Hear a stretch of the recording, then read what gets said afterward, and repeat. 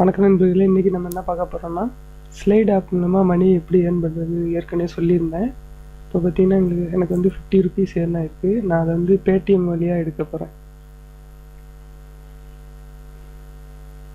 நண்பர்களே, சப்ஸ்கிரைப் பண்ணுங்கள், உங்கள் நண்பர்களுக்கும் இந்த வீடியோவை ஷேர் பண்ணுங்கள். இந்த ஆப்பை டவுன்லோட் பண்ணுறதுக்கு கீழே டிஸ்கிரிப்ஷனில் லிங்க் இருக்குது, அதை கிளிக் பண்ணி டவுன்லோட் பண்ணுங்கள். பேடிஎம்னு இருக்குல்ல, அதை கிளிக் பண்ணுங்கள்.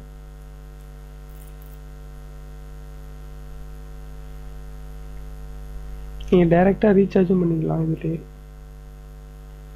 நீங்கள் ரிஜிஸ்டர் பண்ணியிருக்கிற நம்பரும் இதில் ரிஜிஸ்டர் பண்ணியிருக்கிற நம்பரும் பேடிஎம் நம்பரும் ஒரே இதாக இருந்துச்சுன்னா ஆட்டோமேட்டிக்காக செலக்ட் ஆகிக்கும். இந்த ஓகே கொடுத்தா போதும்.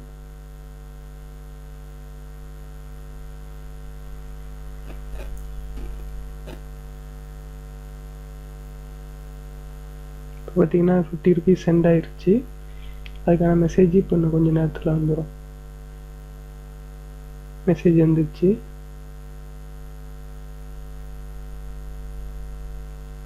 பார்த்தீங்கன்னா 50 ருபீஸ் பேடிஎம் வாலெட்லேருந்து ஆட் ஆகிருக்குன்னு மெசேஜ் வந்துருக்கு.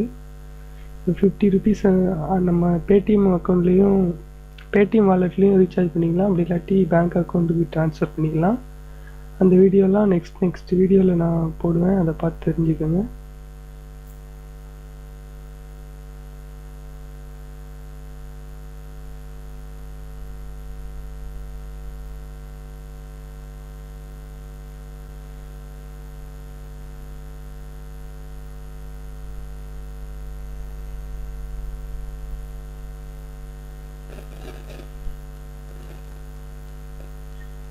பார்த்தீங்கன்னா என்னோடய பேலன்ஸ் பார்த்தீங்கன்னா 50 ருபீஸ் ஆட் ஆகிருக்கு. இந்த 50 ருபீஸை நீங்கள் பேடிஎம் வழியாக ரீசார்ஜ் பண்ணிக்கலாம். அப்படி இல்லாட்டி உங்கள் பேங்க் அக்கௌண்ட்கிட்ட சென்ட் பண்ணிக்கலாம்.